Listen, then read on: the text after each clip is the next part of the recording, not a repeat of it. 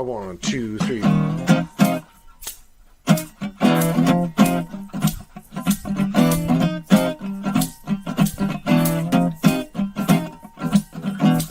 Gonna walk that promenade, yeah, we're gonna rock that promenade, be the talk of that promenade. Looking for a star drifter, not a shapeshifter. Lots to do and more to see.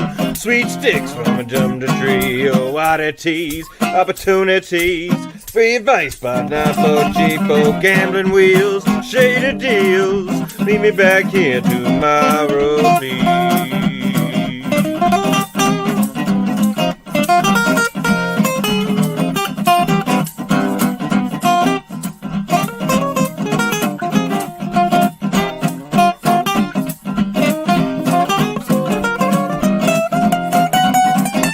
Walk that promenade. Yeah, we're gonna rock that promenade.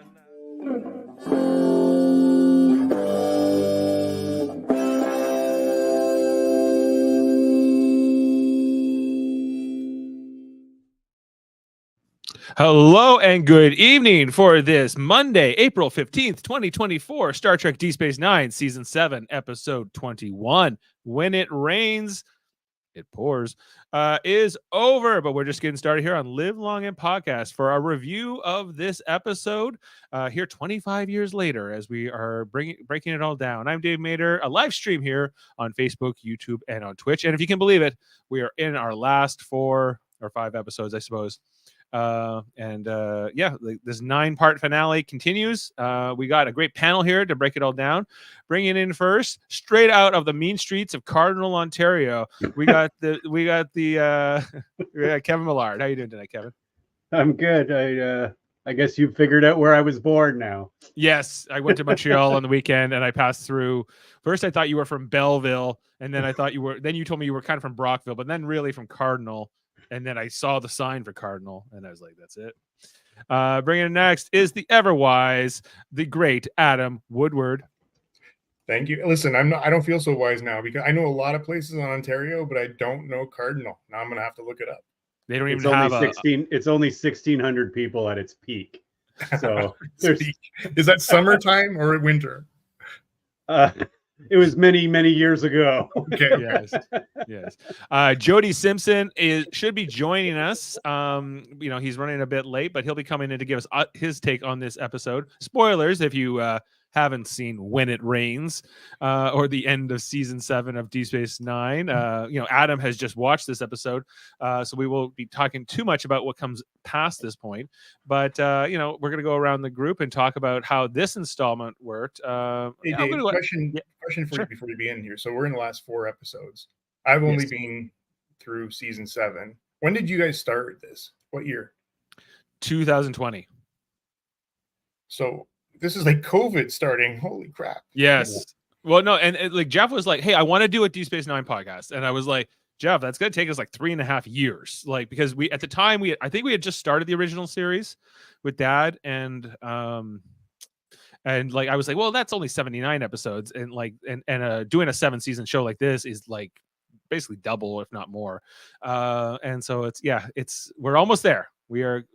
So it ended up being 4 years because we kind of like took some time off here and there, but yeah, so that's probably what it's going to take us to get to the end of Star Trek: The Next Generation. We're going to do that after this. One day, I suppose we'll do Voyager probably, but not at the same time. So yeah, so anyway, this is the 171st episode of Star Trek DS9. Came out May 3rd, 1999. Directed by Michael Dorn and written by Rene Echeverria. So let's go to you first, Adam. How do you feel about When It Rains? Okay, well, so I felt pretty good last week. That episode was fantastic. Loved it a lot. This one again was like I'm in now. Like I wish this was like happening before 10 weeks ago, but this is really the Star Trek I love. Awesome. Yeah. Liking it all. Went to Gilligan's Island, but we got a lot to get through before Gilligan's Island. But thanks for reminding me. We're done with that. We did it, Sam. You missed it. Yeah. It's the same episode every time. We can figure that out. Yeah, but just for you, Sam, you know. Gilligan, a skipper to a million is why. Anyway, we're not doing. Yeah. And the movie. The movie star. Anyway. But back to Star Trek, because this has nothing to do with Gilligan's Island. So Kevin, how was this one for you on the rewatch? It's good. It's I don't think it's quite as good as last week. A little less things happening, but some important setup. Yeah. In this episode. Right. It is. And I guess if you don't know what's coming, like Adam doesn't know what's coming, this would be a really intriguing episode. For sure. Yeah, and so I don't know, this 9-part finale, the more I'm going through it now, it's really almost like a proto, what we kind of get now in these sort of 10 episode seasons of Discovery or Picard. They're kind of following what this was in some ways, like a one long kind of story, and breaking it all down. Before we get too deep into it, let's bring in our fourth panelist for tonight. We have Jody Simpson coming to us from Riza and Soraya Bay. Or Gilligan's Island. Or Gilligan's Island, you know. Well, not on this podcast. Jody, it's been a minute since we've seen you. Yes, I was traveling last week, so I couldn't be here. But we're in the middle of this 9-part finale of Deep Space Nine. I guess the second act, if you will. I can't remember the last time we talked about it. I could probably look at the rating sheet. So I think the last time you were here was Till Death Do Us Part, which was the second part of this. So now we're into part 5. So how is up until this point in the story and this episode in particular, how is it for you? I remember this being better, and I'm not totally sure why I'm not enjoying it as much as I did the last time, but I don't know, maybe I don't know. It lacks something, and I don't know what it is. I think what it lacked for me that I really liked? It lacked a lot of Cisco and Cassie. Right. You know what? I can give or take it at this late in the game. Cisco is kind of an extra mute point at this point. He's still part of the process, but most of the other characters are getting more screen time than he is. So for sure. It's a real ensemble group here, and there's a whole bunch of different plot lines all kind of floating around. I think what's missing for me a little bit is just the space battles action, because a lot of it's just described to us off screen. This happened, that happened, da-da-da. And I get they're doing that for budgetary reasons. And I think that the acting is really strong and the writing is really strong. So I don't need it all the time, but I guess when we're going week to week, I'm like, when do we get into sort of gotta have some of it. Yeah. That's what. Oh, sorry, Jody. No, go ahead. That's what was this or last week had a little more of that action, and this week is a little more subdued. Yeah, and it's a good story, but it doesn't get you quite as excited. And even last week's action that lasted maybe 2 minutes. It's not a lot. It's the perfect amount for you. Yes. Right. I could use a little more, but this grand interstellar war that's encompassing millions, if not billions of people. And I just think that there's a lot of it's just kind of focused about what's going on with Julian and Ezri's love life or this, that, or whatever. And I'm I could probably do without that, but that I'm nitpicking here. We were just saying, Jody, too, that this kind of feels like what we kind of this 9-part finale kind of feels like what we now get in these Netflix shows, or I guess Paramount Plus or whatever streaming platform. We get a 10-episode Discovery season or 13-episode Picard, same thing. Strange New Worlds, although Strange New Worlds goes more episodic in their model, but you still, so and Adam was just kind of saying I kind of wished we had this when we were dealing with, I don't know, whatever we were dealing, when I don't know, Mirror Ezri or Quark and Rom having to run off to the Mirror universe, or whatever other kind of filler episodes we had before. Ezri's family, a sequel to the Donnie Brasco episode or whatever. I think the main thing with this season, even though I do find some of the episodes are really good, it's very long in the tooth at this point. It's starting to show Like if you've sat for all the previous seasons, like it's almost like they've run out of things to do. So now it's like, let's just do a big arc and be done with it kind of thing. But I still don't get it. Like I remember originally watching this arc and thinking, oh, this is fun. This is great. But now rewatching it, I'm not as big on it. Like it's not as good to me. I don't know. I feel like I wish I was feeling more of this threat. You know, we hear about the Breen. They can't fight the Breen. The Breen have this energy dissipator weapon, and only the Klingons are sort of immune to it at this in this episode, and that's explained to us. And we're like, we kind of hear about it. They kind of tell us what's happening, but like we don't get to see it. I don't feel like the station's under threat. I don't feel like they're really like. Well, and that's the thing. Like, if you're gonna go like a season story, which essentially this is, like, it's literally half the season. Well, not half the season, but it's close. Close to that. Yeah. It's a chunk anyway. You know, like looking back at it, like, well, all of us were on the Enterprise podcast. Like, did you feel the same way about the Xindi arc? Because the Xindi arc to me is a whole. Sometimes. Well, yeah, it had its shit episodes, including the West one. But it's I just found it was more entertaining. Like it's like they've stretched this story out so much now that it's like, it's just. You know what I don't enjoy is these drop-in regular cast members. Like Quark comes in for 30 seconds. O'Brien comes in and makes some cracks about something, and he's out. You know, it's a very like. You know, from what I understood from you guys is that these are major characters that took years and years to develop them, and now they're just sort of, you know, dropped in, pulled out, dropped in, pulled out. Like Quark brings a coffee in this episode. Like it's just it's almost like they wanted to fill the season and then they just couldn't find anything they wanted to do.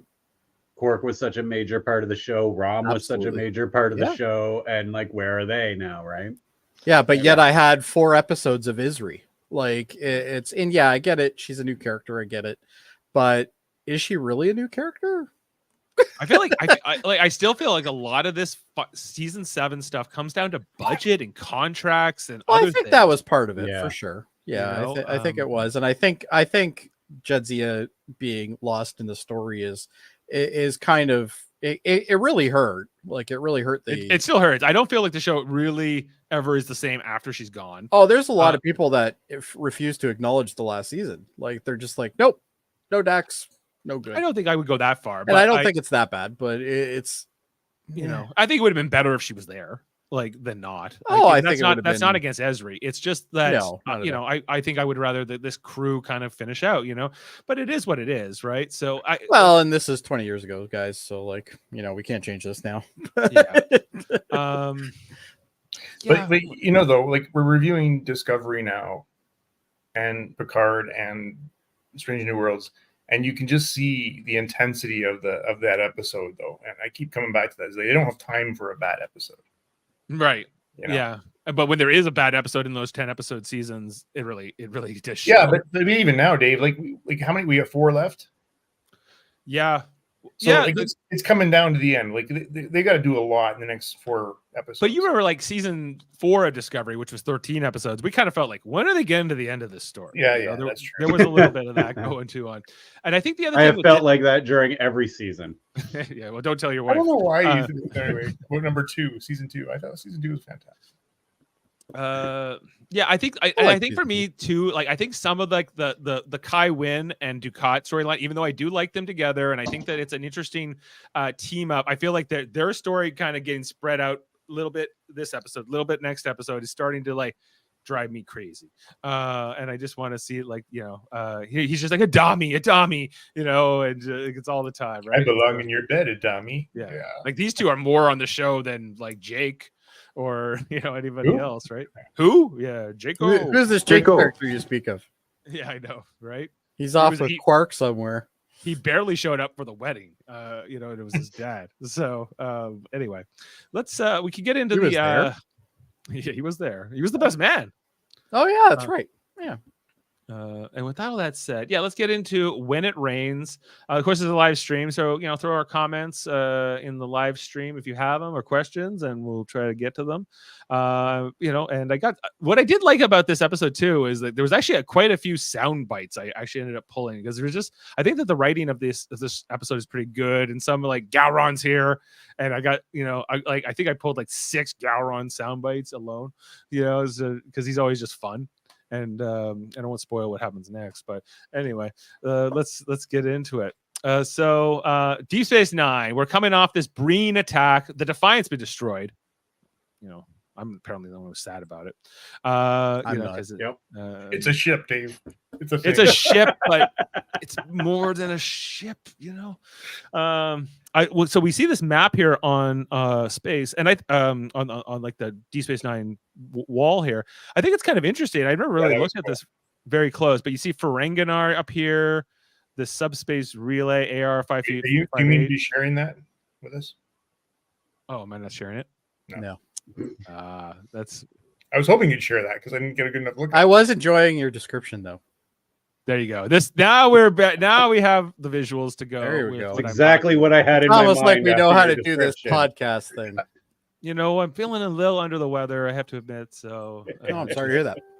I'll be okay. Guys, look how close Bajor and Cardassia are. Well, they would be. Right? Yeah. Like the Badlands, Bajor and Cardassia are closer to each other than they are either to them to the Badlands. Yeah. You see it like Ferenginar's like two or three sectors away. But Starbase 375, that's where the party's at. Yeah, like 37. That's not too far from Bajor. Is that where like they were in like back in season 6 or when they were like sort of off the station and they were with Ross out of that Starbase? I think that was 375. So where's Deep Space Nine?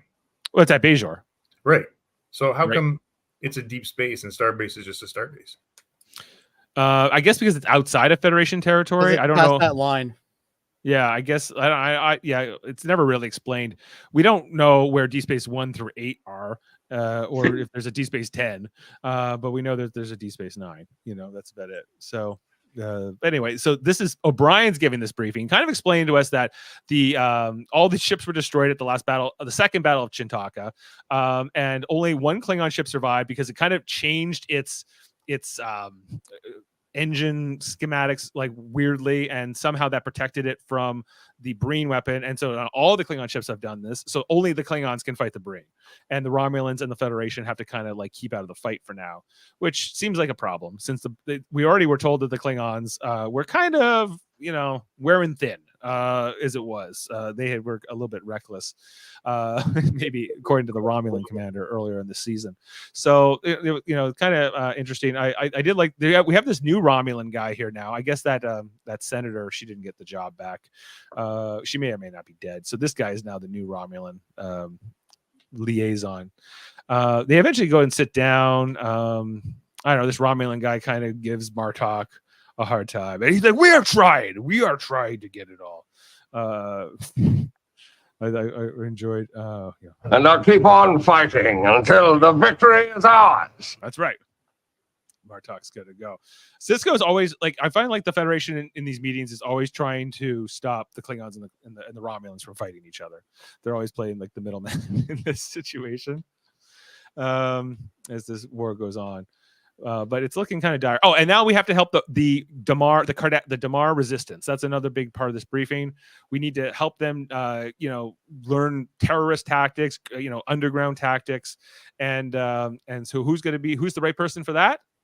Well, it's Kira, former resistance fighter, and You want me to go behind enemy lines and teach a bunch of Cardassians how to be resistance fighters? That's right. That's exactly what he wants you to do, Kira. What else are you gonna do? Stay on the space station and have fun with Odo? Like drink Ractiginos and have Ractiginos, yeah. Anyway, so Kira's not too keen on this assignment. She doesn't, Damar killed Zial, which I like that Kira brings this up because I think this is an important part of the backstory. You know what? I think they could continue the Strange Bedfellows title through this episode as well, because yes. You got a couple of things going on here that are right, very, very not what it's expected. Yeah. And Cisco's like, well, guess what? This is your job. I'm putting you on this assignment. And it's not really an option. She's like, okay, well, I guess that's that. Yeah. I love he says you're going to have to put your personal issues aside like he ever does. Yeah. Remember this? Commander, I said launch torpedoes. I don't think he put his personal feelings aside. Anyway, so that's Cisco's setup for the episode, and that's our teaser as we go. So Kira's got gonna any help. other feelings other than personal? Pretty much not. But I do like this idea that Damar is now fighting from the behind the other side, and Kira is the logical choice to send on this mission to do this and help with this. So I do like this. So the episode title card after the credits, When It Rains. It starts off here with Bashir talking to Odo. And how could I not pull this? I need to borrow a cup of goo. Wants to borrow a cup of his goo. Everybody, even Odo's not too thrilled with this request. Well, so maybe if you want him to do that, don't call him goo. Like, just say I need a sample of your body. Because Bashir was working on organ. Your body goo. Yeah, your body goo. Yeah. He was working on organ replacement or something, and he thinks that somehow Odo's physiology will help him do that. So didn't have enough livers. Help grow new livers. Anyway, so we see Odo gives this sample, which really sets up, it's a big point here in the episode. And Odo gives him a bit, and then Bashir's like, a bit more, please. To which Odo obliges. And I was kind of grossed out by this scene, and then I thought, you know what? What's the difference between giving blood and this? Nothing much. Well, you never asked for your blood back. That's true. And Odo wants this piece of him back. And so. you don't sit down. When you sit down, they never say, "Give me some of your goo." No, not the ones. Oh, hold on. That's not normal. That's medical speak. Oh, okay. If you didn't know. So. Last time I had blood taken, they said the same thing. Okay. The next scene was in Bajor, daytime Bajor, but we also got to see it at nighttime. We'll get to that. But this is Kai Wynn giving a report to Bajoran security about, I don't know what happened. What was her Vedek's name that she murdered last episode? Solbor. Solbor, yeah. Remember Solbor? I don't know what happened to Solbor. And very unlike him to run away like this, Anyway, that Dukat shows up, of course, still in Bajoran disguise, saying, I almost believed you. That was so convincing, reminding us all about this. Worf himself, of course, directed this episode. Anyway, so more of kind of establishing here, but now that Kai Wynn knows that this is Dukat and not just some Bajoran guy, she's not so happy, and they're kind of having to reconcile this. And he doesn't want. She's not too into being in the relationship together, although they're still fully in together on being Pa Wraith, whatever's together. So that's he wants to help her with the book, and she's like, for my eyes only. I'm not sure why the Pa Wraiths end up. We'll get to it, but the Pa Wraiths end up blinding Dukat in this episode. Don't really understand why they only wanted her to read it, unless. Maybe he's never going to figure it out, because I don't think the pod race would be too selective in who's going to help them get out of their fire caves. Yeah. But anyway, she kind of just like shoos away Dukat. Go away, go take your and whatever. So he goes away. She's this look I love too. She gives at after he leaves the room. Still trying to process all her feelings for that, because she's like, I could never be with somebody who hurts so many of my people. And he's like, if we release the Pa race, a lot more Bajorans are going to die too, And she's like, well, only the unworthy. That's different. When there was a Cardassian. The worthy and the unworthy, I guess, in her mind alone, were struck down. So then after that, we have a scene back on the station between Sisko and Ross talking about how, will this work, I guess. They're also talking about how the fact Gowron's coming. That's kind of mentioned here in the very top of the scene. Gowron's coming and to give Martok a medal. And Martok's a little nervous about it. Anyway, so then Kira shows up with Garrick. That was one of the other suggestions that Sisko had made in the opening scene of the episode. Why don't you make it Garrick on your team? Which does make sense again. that he hasn't been around enough in the season, quite frankly, for my taste, and I wish there was a bit more of him. But they bring him in here, and I think he's in pretty much every episode till the end here. So it was also funny when you better bring Garrick. Well, Garrick and Damar, I have to talk to. Yeah, this is right. Exactly. We Cardassians are a proud people. Right. I wasn't aware she wasn't a fan of Garrick. What happened with her and Garrick? Am I forgetting something? No.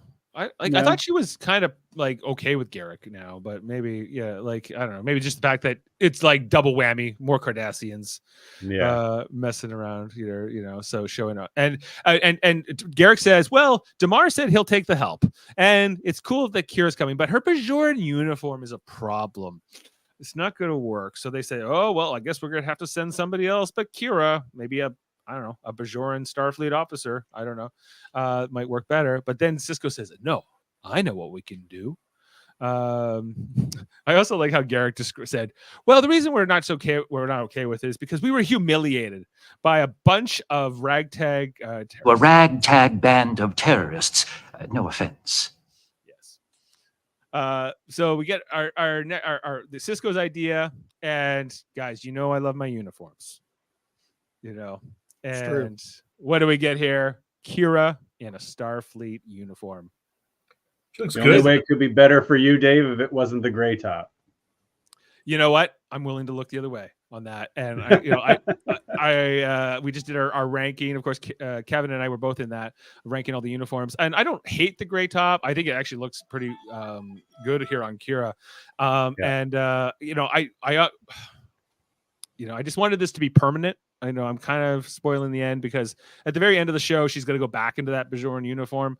But I really enjoy her being part of the crew. It feels like she was kind of like inducted, and I feel like they could have even done this at the beginning of the season, even, or something. I would have liked this to keep, maybe because I'm not as big of a fan of the Bajoran uniform too. But it just kind of feels like we're heading towards Bajor joining the Federation, which was supposed to be like part of this mission, which from the beginning, right? So this feels like a step towards that.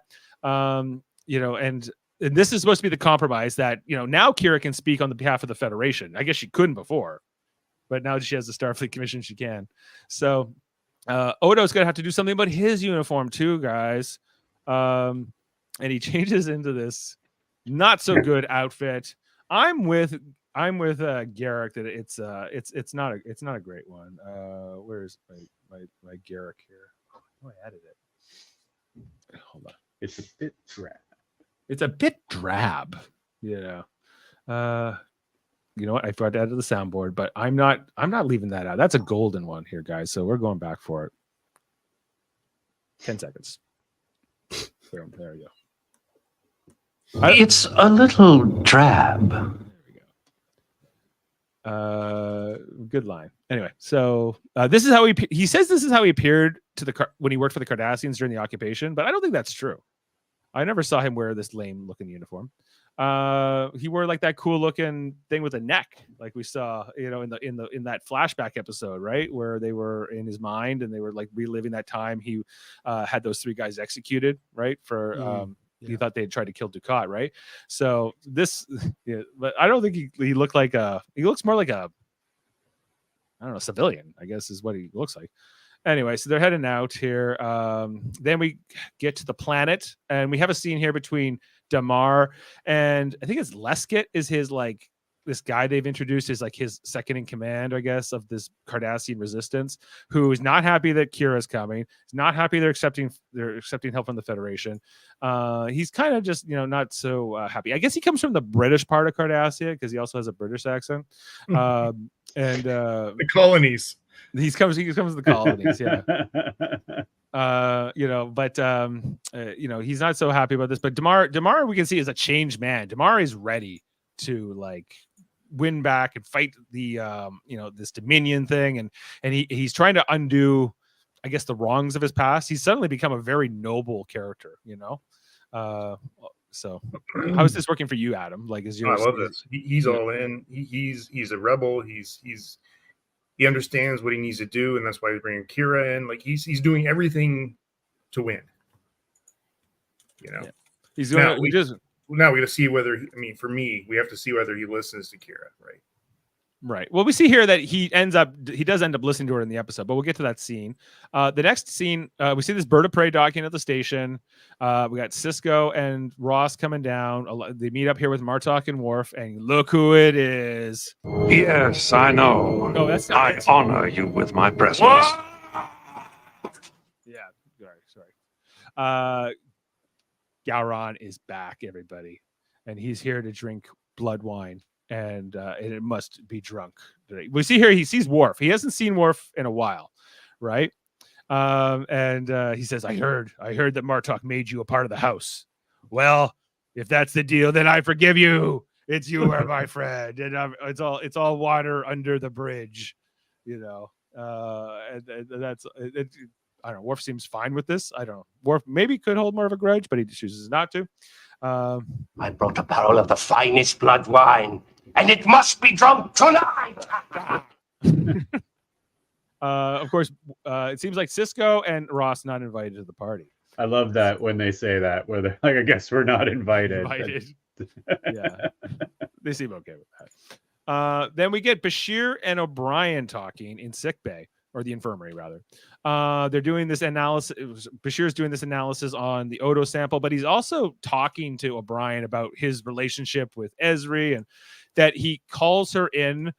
He wants to talk to about the relationship or whatever's going on with them.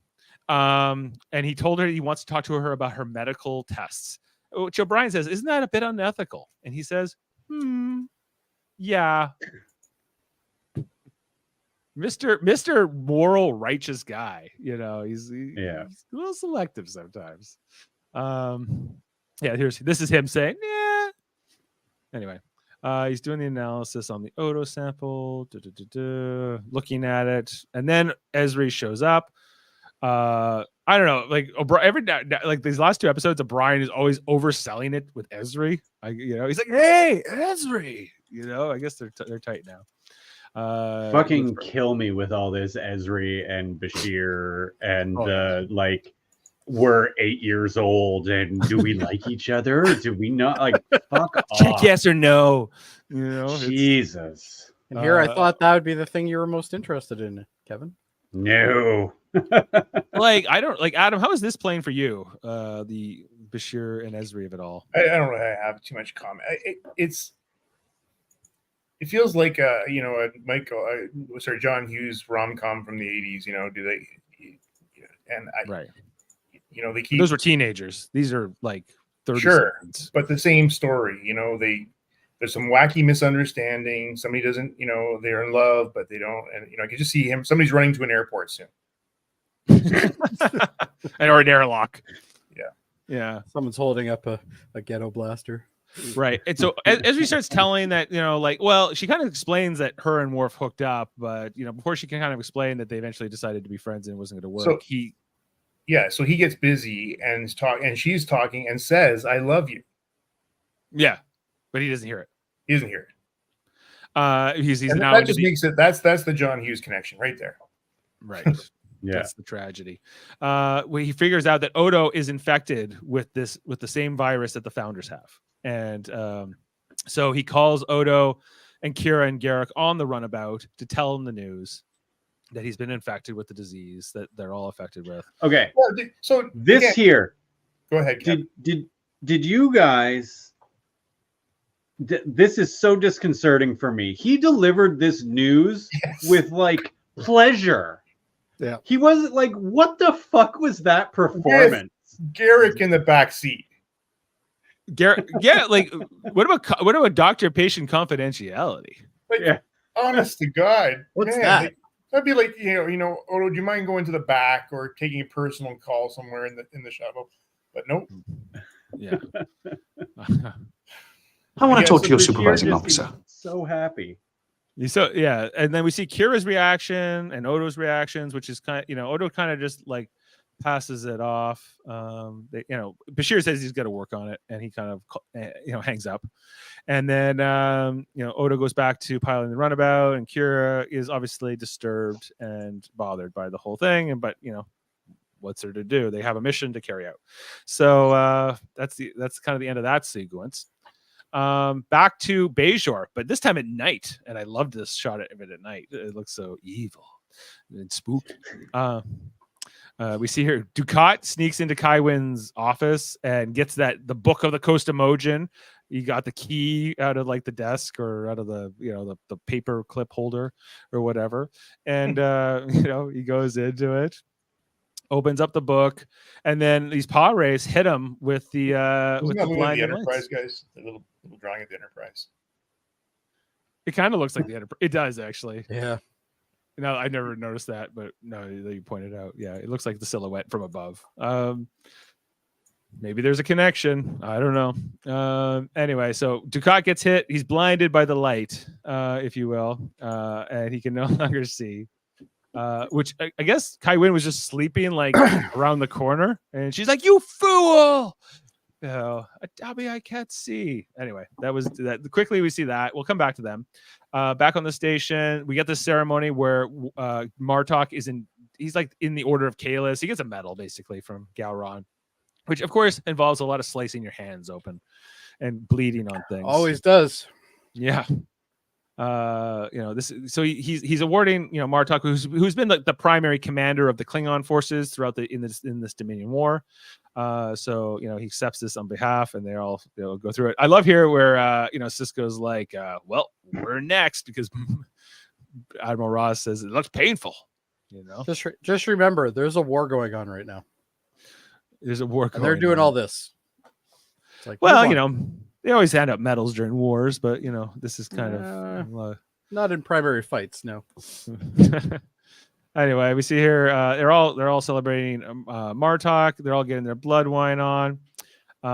We can see here that Bill Ross, who has gone through and cut his hand open. I guess he's left-handed because he has it on his right hand here. He says, "Oh man, it still hurts." That's what the blood wine's for. The blood wine helps kill the pain.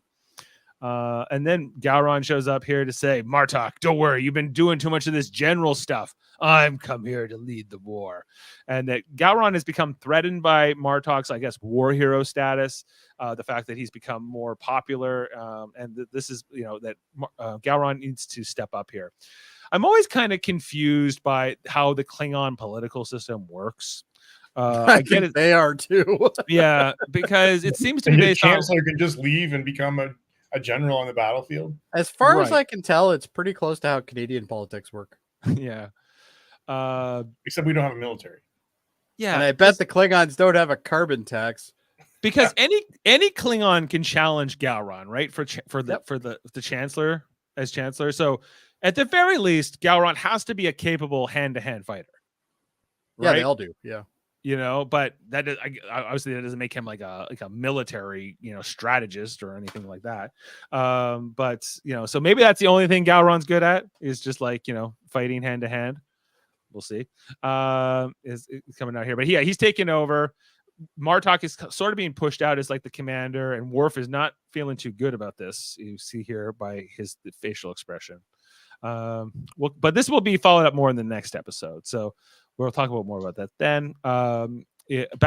We get a clip here on to Deep Space Nine, to the infirmary, where Bashir is talking to Starfleet Medical, because he wants the Odo's old medical tests so he can start to try to figure out, how to cure Odo from the time he was on Earth, which had more sophisticated things. And this may be my favorite episode, or part of the episode, where Bashir is just like the biggest Karen you've ever met. No, I don't want to talk to Lieutenant Douglas. I've already talked to Lieutenant Douglas. I need a copy of these test results. My patient's life is at stake.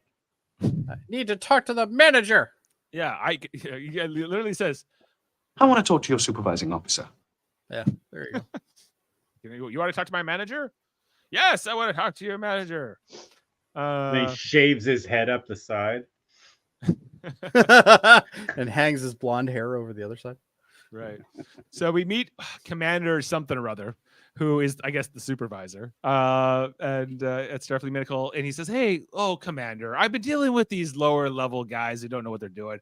I just need these medical records so I can try to find a cure for the changeling virus." So he starts asking him these routine questions. Why do you want the test results? How did Odo get this disease? And all these kind of things. And so here's a problem I have with this entire scenario. This guy is the chief medical officer of a space station. A space station that has X amount of people. Why does he need to have clearance to get medical records for anyone on the ship or anyone on the station? Why would he need that? Well, they're classified. Why? Because they're changelings and they're at war with the changelings. I know, but I still think it's kind of dumb. And especially this has never come up in the 7-8 years that Bashir has been serving on this station. He's never once had to get into these records. he's never tried to cure a virus like this before for the changelings, but it's still the medical records. Doesn't make any sense. He needs Sigma 9 clearance, Jody. He's part of Section 31. He must have that. Actually, what don't give a damn. What doesn't make sense is, and they even say it in the episode, he says, don't you have samples of, like, don't you have scans? Why can't you from use the your last own 7 scans? years? Yeah. He's like, well, yeah, but I guess all he says is I need it for comparison. That's all he says. Like, but that doesn't. Yeah. But I have to waste 10 minutes of this episode, guys. Yeah. But my favorite was when he's like, he's talking to a superior officer. And he says, I don't give a damn about Sigma 9 clearance. Sigma 9 clearance. Anyway, they hang up. They say, you're not getting it. And now Bashir goes to talk to O'Brien on the Replomat. He's like, he was almost accusing me of being a traitor and trying to help the enemy. Because he was also like, Odo, he was dealing with the founders. Yeah, but like a year ago, and he's like, why is he conspiring with the enemy? And et cetera, et cetera. Also, they sit here and they blame Section 31 and they're setting it up for Section 31. Right. But that's Starfleet Medical he was talking to. They're super cool with genocide too. Oh, yeah. Like, this isn't just... Genocide's their jam. They don't care. Well, other than this, what do you mean? What are you referring to? The genocide they want to do with the changelings. Oh, okay. I thought there was another genocide. Well, probably. I mean, where there's one, you usually find another one. well, we know every time, Kevin. Yeah, right. The first, it's like pulling off a Band-Aid, it's fine. Once you get it off, it's fine. We know from Star Trek Picard that the Federation was also, like, I guess Section 31 was doing more like experiments on like what was her name, Vatic, and all that, and like there's a lot more evil stuff happening in the name of the Federation at this time in this war. Yeah. And well, even from now in Star Trek Discovery, spoilers for season 5, but the Dominion War is playing into this storyline this season too. So it's kind of, this war had a lot of ramifications, although we didn't see a ton of it in the show. You can't come up with original story, reuse everything. Well, go back, I guess it can be a strength or a weakness or both. But so we finally get to this Cardassian resistance base here with Kira and Odo and Garrick. They show up and they meet up with Damar and his cronies. There's some tension amongst the scene. There's also like Vaughn Armstrong, Admiral Forrest from Enterprise is here. He's one of the other Cardassians. He's the one we'll see later on. He's given a hard time to Odo about his role during the occupation and the security chief. But anyway, like it seems like it's an uneasy alliance because one of Damar's guys goes, "I don't need a reminder about who my enemies are." It's not too long ago they were, and kind of still are, adversaries. The Cardassian resistance base looks like caves. Well, it is. Yeah, I think. Yeah, pretty much. Yeah, so I feel it's meant to feel like an underground facility that they've sort of dug out here, and they're hiding from the Dominion. And I don't know. Yeah, Garrick's good here. He's like, let's just remind ourselves that we're all friends and working together. So they start this briefing, and basically Odo and Kira give this thing. We need to attack this base, which we're told is protected by Cardassians, and Damar and his group, are not too keen about the idea of attacking their own people. But Kira says, if you don't do this, they're going to put your people everywhere to protect, as shields to protect, against the thing. You can't just attack the Breen and the Jemadar because they are in command of the rest of your forces. This does make sense, but it's, I think, a tough reality of being a resistance fighter, which I guess is what Kira has to sell. Like, I had to fight the Cardassians, or I had to kill Bajorans sometimes to drive you out of Cardassia. But what was kind of brutal about it was how matter of fact it was. Like she's telling them, yes, this is what you have to do, but it wasn't like I was really sad to do that, right? But she must have some, you have to get through this. This is like you're killing your own people. Well, Kira, I don't know. She if she can label them as a collaborator, she will. So I think like her resistance cell tried to be somewhat selective on which Bajorans were killed in their attacks and things like that. But it's kind of the ugly part of a war and being a freedom fighter and all this thing. It's not, it's not without its ugliness, and it's not morally pure. I mean, she makes a great point. As soon as they find out that they can use human shields, they will. I'm reminded of this speech from season 5 of with Kira. For 50 years, you raped our planet and you killed our people. You lived on our land and you took the food out of our mouths, and I don't care whether you held a phaser in your hand or you ironed shirts for a living. You were all guilty and you were all legitimate targets. And that's talking about the Cardassians more specifically, but that's how Kira is. And so I think when I think about that speech, Adam, I don't know how much she's I don't think she wrestles with the morality of it. Maybe she once did, but she's not like a typical Starfleet officer. Kind of, I think she wrestles with it more in the later seasons than she did in the first couple seasons. You kind of get a more jaded version of her. Like the early, and it makes sense. Like the season 1 Kira is a different person, somewhat. Season 1 doesn't care at all. Like season 1's just like, yeah, no problem.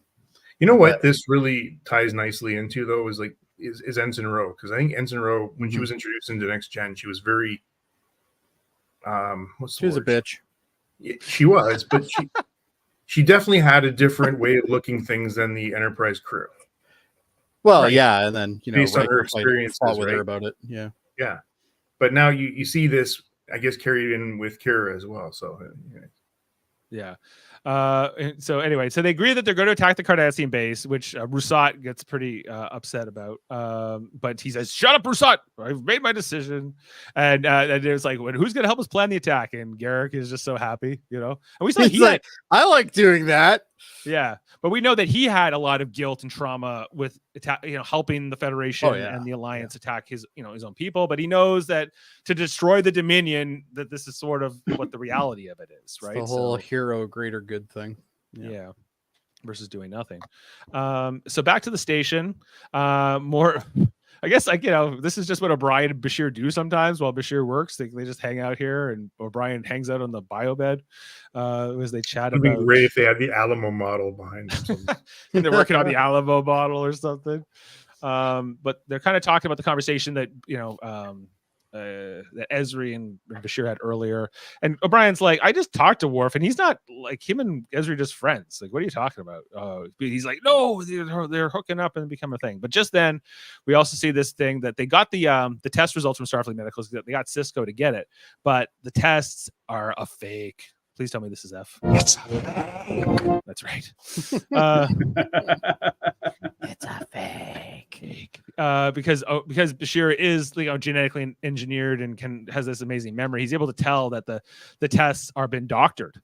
Okay, so he could have just looked at the ones he already had. He can tell that this is a test that he saw 7 fucking years ago. He can tell that. He can remember that. But he needs Starfleet's records for Odo. Like, he's been Odo's doctor for 7 years. Yeah. I don't know.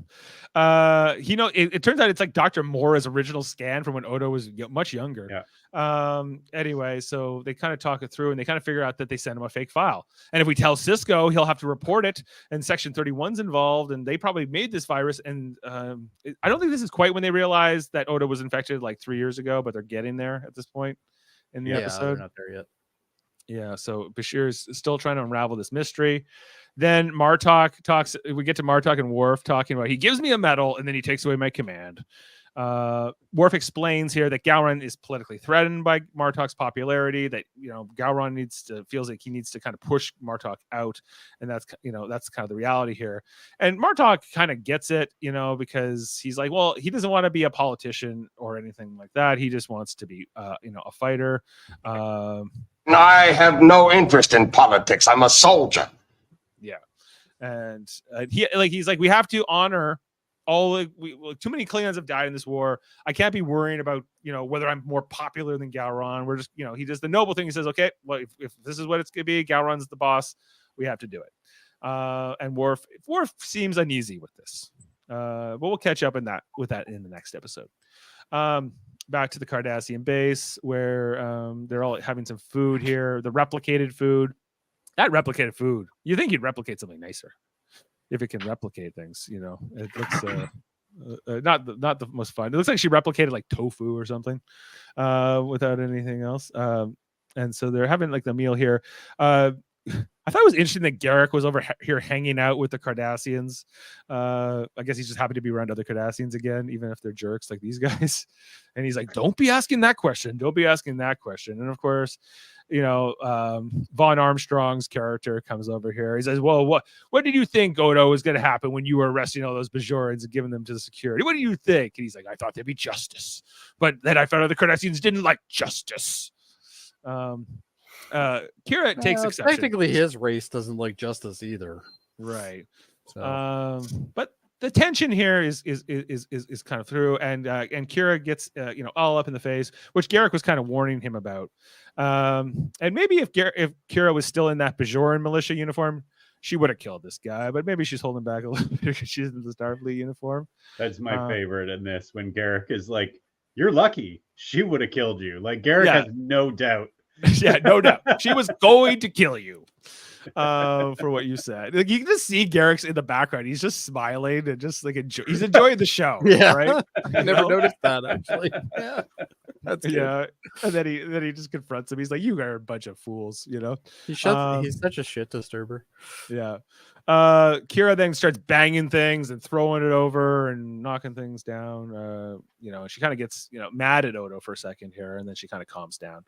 But she, we're also told about how it's really hot here. In this Cardassian base, Cardassians like heat more, so the ambient temperature's higher, and we actually know that the temperature being higher from the founder, she said that the hot was kind of accelerating the virus, which kind of ties into what happens to here Odo's now that Odo has a symptom here show up of the disease he's been infected with, which I guess makes you very flaky. And makes it hard to hold the form. So Odo's having his first symptoms here. Maybe just being on Deep Space Nine is a colder station. Now I get it. They're making them gluten-free. Is that what it is? That's what it is. Okay. Yeah. Makes sense now. But Odo is able to kind of sort of like, just focus and kind of undo it. But, obviously that will not hold, as we've seen that the founder has been deteriorating at a faster rate. So, and then Kira comes back, but he kind of hides it. She finds a cooling unit, which she says Damar already had ready for her, kind of anticipating that she'd be too hot. She could have taken off the jacket or whatever and all that. But I guess this is a Cardassian air conditioner, guys. Just that's what it looks like. Cool. So back to Bajor at night, where we see her Dukat is still blind, and Kai Wynn comes in, and she kind of like is enjoying the fact that Dukat is blind and that she can mess with him a bit here. And he's God, I hate her. She is a perfect villain. Like she's awful. She's so evil. I guess in a way she is, yeah, but I just hate her character.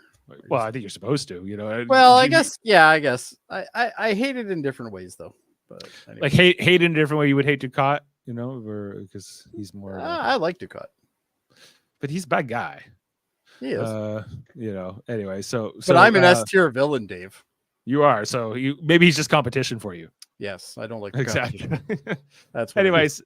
So we get this deputy guy comes back, you know, the one that they were trying to figure out what happened to Solvor. He's brought here to bring out Ducat, and she basically throws Ducat out on the streets of Bajor to like basically be a blind beggar, which I guess, you know, there are homeless people on Bajor, like people who you know, if they can't afford shelter, they're living on the street, and that's kind of what she does here to Ducat. Well, because she's embezzling all the money. Yeah, probably, yeah. I love her speech. Oh, you'll find generous people. Yeah, whatever. You know, I'm sure she just so calmly just puts him out on the street. I fucking love it. She's like, "There's the door. Don't let it hit you." This smile she has at the end. Oh, it's so evil. Yeah. You know? And you know what though? Like he transformed her. Yeah. You know, this is all him. You know, so it's completely backfired on him. Yeah, exactly. There you go. It's greatest of all time. I agree. Don't feed my ego anymore. Oh, back to the station where now Gowron has taken over Martok's office, and he's, I guess, leading the thing here. Worf and Martok show up, and he's like, "I got a great plan. We're going to go full force at the Dominion." And they're like, "What? We're barely holding on. We're at number 20-1." He's like, "It will be glorious. Glory awaits us on Cardassia." That's what I like about him. He always has an enthusiastic way of doing things. Oh yeah, the glory will be ours. You know, he's you know, they don't like him, but he's like, "Chancellor, if you want my opinion," he's like, "I didn't ask your opinion." So we see here Gowron is going to possibly drive the Klingon Empire off a cliff. In this war is where we're headed to. Ted is the goat of you. Oh wow, he doesn't even know it exists. Didn't even existed when he was around. Yeah, I don't even know he exists. But he also says that Ted should be interviewed on Locutors of Trek, which I completely agree. Well, you know, Davan, when that was a different time. It'd be interesting to get Dad interviewed by Davan about maybe the original series, and my dad would be like, "Yeah, kind of weird. There's a bunch of aliens and they're going out. It was the 60s. We didn't know yet. Different time. We didn't know. That would actually be kind of amazing because Davan doesn't like the original series. Not very much, at least. Yeah, he despises it more than me. So maybe he could interview him about his love for the original series and why. Davan, if you're listening, I would love to hear that. Anyway, so we see here, like there's kind of a cliffhanger here with Worf and Martok as we go away, and then back to Bashir and O'Brien, where Quark brings them coffee. We see here this is only scene Quark's in, right? I think. Yes, probably. Yeah.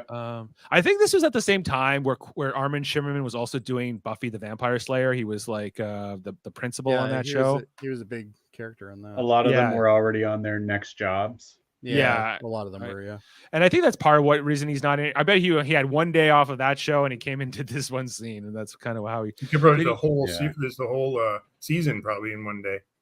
Yeah, maybe. Yeah, like I wonder how much of that did go on, especially with this 9-part story that clearly would have, they would have known what they needed to get mostly.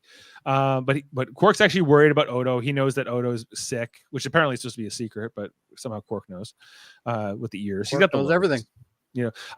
Quark brings them coffee. They do have a replicator like right there in sickbay, but it's they don't even thank him. No, but they're happy to drink it. Well, Quark doesn't care. He's worried. He wants to know what's going on, right? Yeah, he just wants to be in the know. He's more there for the information. He's not there for He's not there for the care. But this is the scene where they realize, that Odo's been infected for over 3 years, going back to when what was that, Paradise Lost again, and those episodes back, I think in season 4. So it's been quite some time. Yeah. And he's been infected for 3 years, and they figure out that Section 31 must be behind it, all of it, and they've infected the entire race, and they're going to commit genocide here, and we have to stop Section 31. Everybody, what are we going to do? I still think Cisco is part of Section 31. Well, it's interesting that like O'Brien is like, and Bashir can't go to Cisco, and don't even bother going to Admiral Ross because I think that's a dead end. So they're gonna have to figure this out on their own somehow, and that is the end of the episode. How about some fun facts? Here's some trivia for this. Sure. Fun facts with Adam. Thank you, Jody. No problem. I missed that in the last couple. It's you know what? I got to pre-record it. Yeah. All right. So both Nana Visitor and Andrew Robinson felt the writers should have included a scene where Garrick and Kira confront Damar about the death of Tora Zial, whom he murdered last year. The producers disagreed, though, because although that Zial was Kira's friend and Garrick's lover, they felt it didn't serve any purpose because they were trying to redeem Damar at this point. Bringing up conflicts from the past felt like to them like a step in the wrong direction, but I think they did that anyway. Isn't that what most of the season is about? I actually forgot that like Garrick hadn't really dealt with Damar about any of that, and you would think Garrick would want to do something. But I think between Garrick and Kira, I think Kira would have the harder time. Yeah, I agree. This is the last episode directed by Michael Dorn. Okay. He's a decent director. He's in it a fair bit for somebody who directed it, so kudos. This episode, he doesn't have a lot of lines though, Dave. He didn't have a lot of lines. He's just standing. No, it's a lot of looks. He's like he just told the DP, he's like, just focus in on my face. So I'll just do all the acting with my. I'll just grunt. Yeah. Just give me all those close-ups I always want. I get to decide now. Yeah. This episode is Robert O'Reilly's first appearance as Gowron in more than 2 years. He last played the character in the 5th season's By Inferno's Light, though he did play Account Man in Bada Bing Bada Bang. Bang, he had been around here, but we haven't seen him in a good while. Yeah. The Dominion will rule the day. They have my name. Sub-Commander Velar of the Romulan Empire appears for the first time in this episode. He's been mentioned by Senator Kretak in the Inter Arma, whatever. Aladdin one, yeah. Yeah, the Latin one. Okay. Dukat and Kaiwin are effectively, this is new for me, effectively written out of the story and won't return until the final. This has done because Rene Echeverria puts it, they ran out of story for those characters. Dave, you called that earlier tonight, actually. I didn't even remember that they're not in the next episode at all. Like just like, I feel like this storyline is and I guess so that there's actual a significant amount of time that Dukat's gonna spend on the streets. Yeah. They wouldn't be needed until the final installment. The producers later related that when planning out the 9-part serialized final story, something that was rare on TV at that time, and never been done on Star Trek, they introduced Dukat and Wynn too early in the serial, they felt. I agree. I feel like that they could have done this a little, because it's it's like one episode with them or 2 episodes with them, all spread over like 5 episodes. Yeah. The name of this episode is drawn from the English phrase, when it rains, it pours, and said usually when a series of bad things happen in tandem. Kira is given the commission of a rank of commander, the naval equivalent to lieutenant colonel. Mm-hmm. Vaughn Armstrong makes his second appearance in the series on his way to be playing the unequaled 13 roles in various Star Trek series. Mostly Admiral Forrest on Enterprise. 13 roles though in various Star Trek series. Yeah, because he's in a couple. He's been in a couple different ones. Yeah. But his major character was a lot of aliens. He's played in Borgs and whatever, so he's been around. When Odo asks Kira how her food is, she diversely says replicated. This continues a long-standing discrepancy in the 24th century in Star Trek regarding the quality of replicated food. Oftentimes, it is said to be delicious and perfectly prepared. Other times, it is made out to be noticeably inferior to food made by hand. Yeah. Well, I guess it depends what you tell the replicator to do. If you tell it just to make little white, bland cubes, then it's not going to taste good. Yeah. Dave, do you have... I will try your replicated bird meat. Bird meat. Oh, I have it somewhere. We know that Cisco can cook and Cassidy can't. Last week.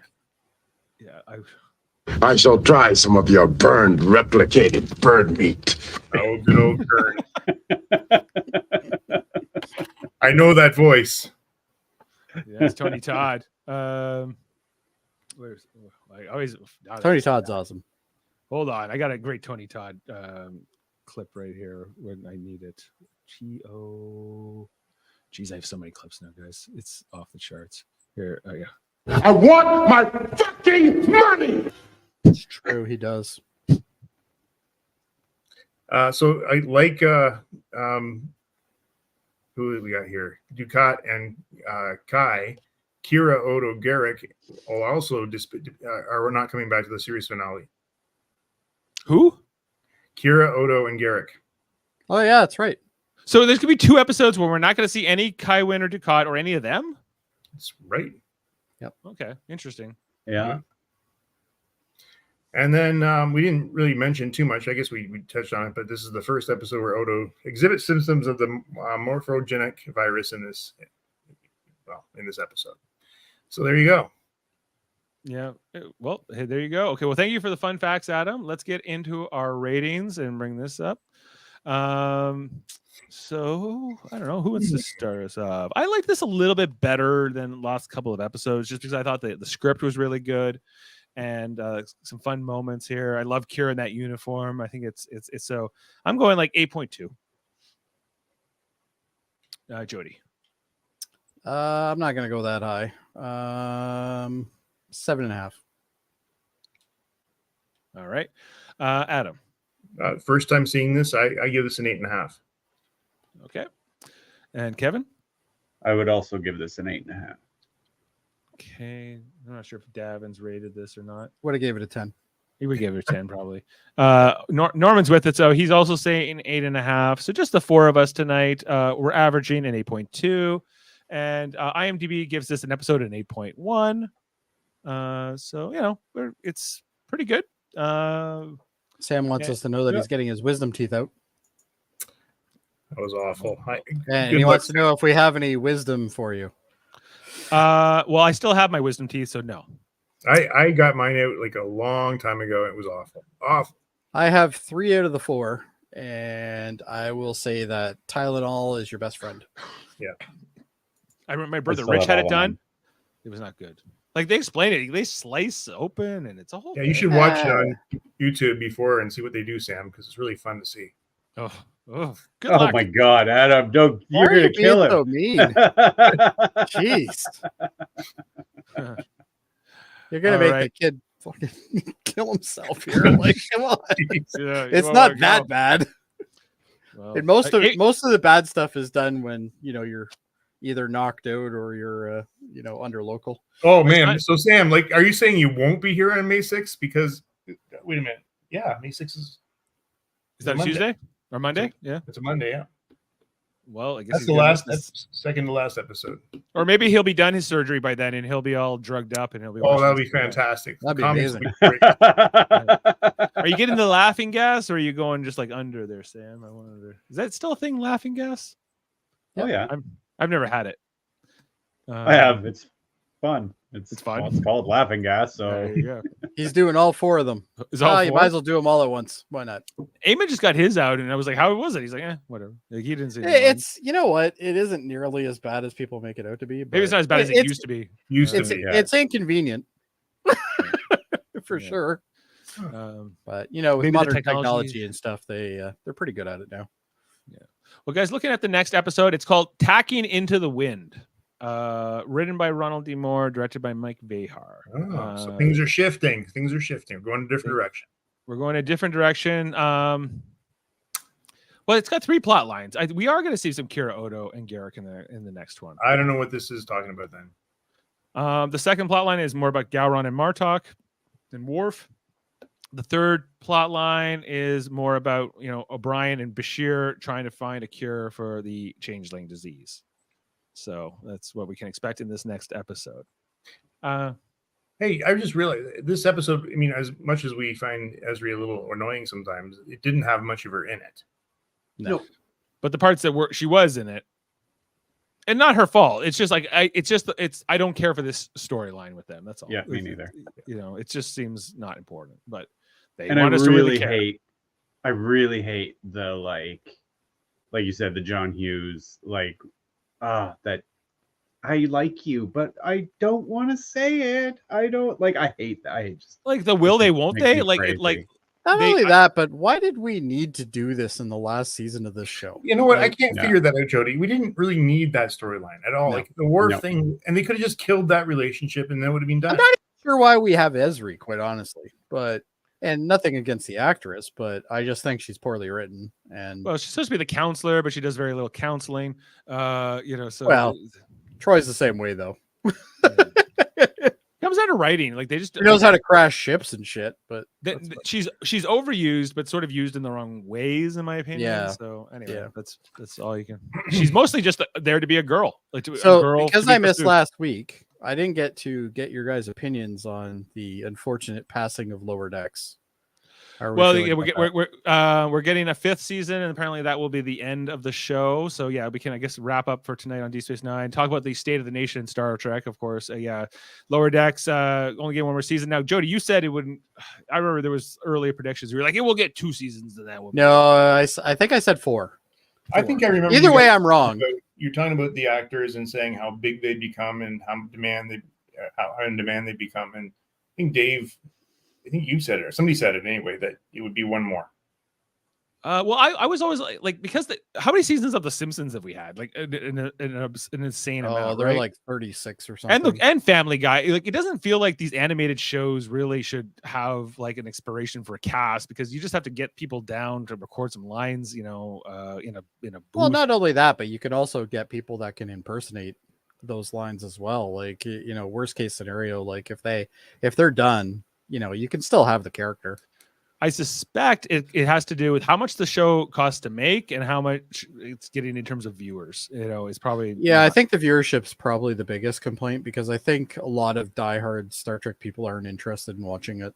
And I think that's like, if you look at the forums for a lot of the Star Trek forums, a lot of people shit on it. And it's mostly because of the fact that they're like, oh, it's not serious, blah, blah. It's like, it's not supposed to be serious. And also with the format of Lower Decks, you could easily have new characters without an issue. Like you could bring on a whole new, it doesn't have to be Boimler. It doesn't have to be these guys. It could be another ship. It could be, another crew.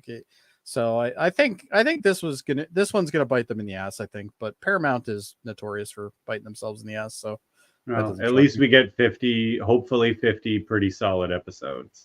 Yeah, I would say most of them are pretty solid. But this petition thing, though, that's not going to work. I can tell you right now. I don't think it's gonna work. Yeah, 1968, It's not 1968, Yeah, but we were all sending in letters.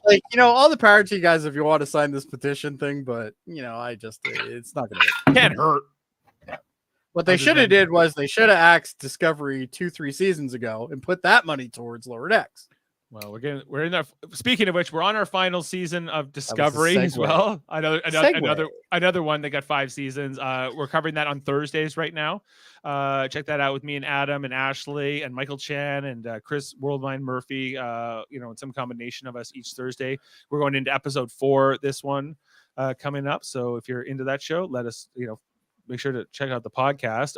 We'll cover Lower Decks whenever that new season comes out. Strange New Worlds as well just got renewed for I guess it will be the 3rd season or 4th season. I can't even remember, but still want 4th, I think. 4th season, yeah. 4th season coming up. So and I like all these shows. I don't know. I'm guessing this is coming down to how much viewership and whatever the business. I don't even know how their business model works, quite frankly, but I get the sense that a show needs to be pretty popular maybe to keep it going. Well, especially in a streaming age, right? Because you're losing a lot of commercial revenue, stuff like that. So it's literally you're getting money from subscribers. That's a percentage of your Netflix goes to that, and a percentage of your Paramount Plus goes to that. And, do people sign up just for Paramount Plus just to watch Lower Decks? I doubt it. No. In Canada, definitely not, because you can see it on CTV Sci-Fi and whatever, and so I don't know. Anyway, so I'm sad about that news, of course. But Star Trek is still going strong. We're gonna get more shows in the future. They seem to have a lot of hate on for the animated shows. Prodigy, same thing. Well, I think they're just expensive. I think they're actually more expensive than you think to make, and I think they take a long time to make. And if they're I don't know, South Park seems to be doing pretty good for that. South Park animation. Yeah, it's cheaper animation. Well, it's yes, but you can't tell me you can't CG this stuff. They could easily CG it. I don't know. I filmed my background work for The Boys. When was that? A year and a half ago. This season's still not out. Like, like some of the but that's a lot. There's a lot of with that type of show. There's a lot of VFX that they have to put in after. They also are you forgetting? We also had a strike. Yeah, there was a writing strike. We already shot it. Okay, this episode, I don't know how this episode we just watched. All right, like how many weeks before do you think that was it made and then put on TV? Back then, yeah, probably 5 weeks, 6 weeks. Yeah, probably like a month. Yeah. Before we would see it on TV. Now it's like 2, 3, 4 years later, it finally comes to screen. I'm like, if this is the cost of special effects, just give me more people talking in rooms. I'd rather just keep the stories going, So Dave is the finally star. You're coming around. Dave is the star of that show. I don't know about that, Kevin. I'm sorry. All right. Well, that's my little rant, I guess, I suppose. All right. Well, make sure to check out all of our podcasts. I think there's a Debate 9 coming up. Is that later this week? I think it's the 9th. Oh, it's the 19th. Yeah, this is week, Friday. Yeah. Friday. Well, check that out Friday. It's you and Mark and Davan, right? Or we're going to be debating. It's the return, right? The return. Well, The it's Revenge. a completely different show than that other crazy one where you had to. Anyway, I know what your grievances are. The Darmok trivia, yes, and I share them. Yeah, I wouldn't have done well in that either. I was watching from home, and I was like, I don't know what she's on to here. But if you recall, though, Adam, I was Team Adam. Yeah, I appreciate that. I suck though. I cannot remember things from yesterday. Never mind. Like I know what's going on. Yeah, it was like cheering for the Leafs a bit, Like thanks, Dave. But my heart was with you. So wow. Okay, listen, for all the viewers out there, don't go back and watch it. It's embarrassing. I absolutely should watch it. I'm gonna spit off for my character on The Boys, guys. I do play a cameraman. I can't wait for the cameraman. I'm a VOT News cameraman. Watch out. That's what's taking so long. They saw you and they're like, we got to get a proposal. Guy? We're gonna have to find him. We got to write a 10-episode arc for this guy.